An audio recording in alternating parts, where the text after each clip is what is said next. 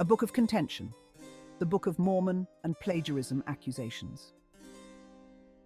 The Book of Mormon, a foundational text of the Latter-day Saint movement, has been a subject of intense scrutiny and debate since its publication in 1830. Among the most persistent criticisms is the accusation of plagiarism, with critics alleging that the book borrows heavily from existing texts rather than being a divinely inspired work. This essay delves into the controversy, examining the evidence presented by critics and the responses offered by defenders of the book. Central to the debate is the question of authorship. While Latter-day Saints revere Joseph Smith as the translator of the Book of Mormon from ancient golden plates, skeptics view him as the actual author, drawing inspiration and material from various sources available to him in 19th century America. The debate over plagiarism is not merely an academic exercise. It strikes at the heart of the Book of Mormon's claim to be the Word of God. For believers, the book's authenticity is a matter of faith, while for critics, the evidence of borrowing casts doubt on its divine origins. The debate is complex and often emotionally charged, with both sides presenting compelling arguments.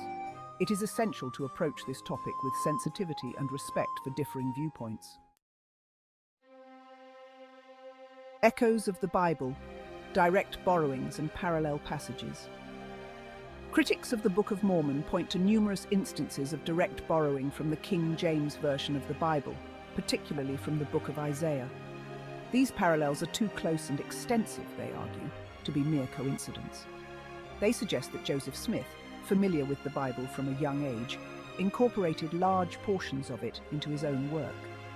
One striking example is the near-verbatim reproduction of Isaiah chapters 2 to 14 and 48 to 54 in the Book of Mormon's first book of Nephi, chapters 20 to 21 and 48 to 54 respectively. While defenders argue that these passages are authentic prophecies delivered by ancient prophets, critics see them as evidence of Smith's direct copying. Beyond Isaiah, critics also highlight similarities between biblical narratives and stories found in the Book of Mormon. Parallels exist between the stories of Nephi and Moses, both of whom lead their people out of bondage, and between the ministries of Jesus Christ in the Bible and in the Book of Mormon. While these similarities might be interpreted as thematic parallels common to religious literature, critics argue that the level of detail and specific phrasing shared between the texts point to a direct relationship, with the Book of Mormon borrowing heavily from its biblical predecessor. The presence of these biblical echoes forms a cornerstone of the plagiarism argument against the Book of Mormon. Critics contend that the extent of borrowing goes beyond mere influence, suggesting instead a deliberate act of copying.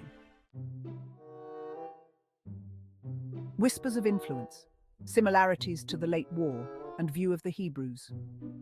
The accusations of plagiarism extend beyond the Bible to encompass other contemporary texts that Joseph Smith might have encountered. Two books in particular have drawn attention: The Late War by Gilbert J. Hunt and View of the Hebrews by Ethan Smith, no relation to Joseph.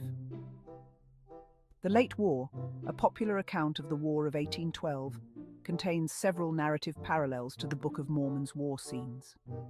Critics point to similarities in battle strategies, descriptions of military units, and the overall tone of the narratives.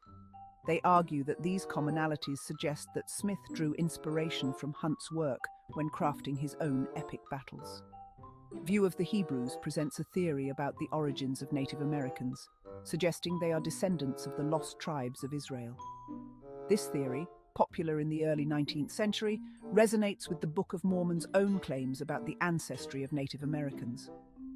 Critics argue that Smith borrowed this idea from Ethan Smith, incorporating it into his own narrative framework.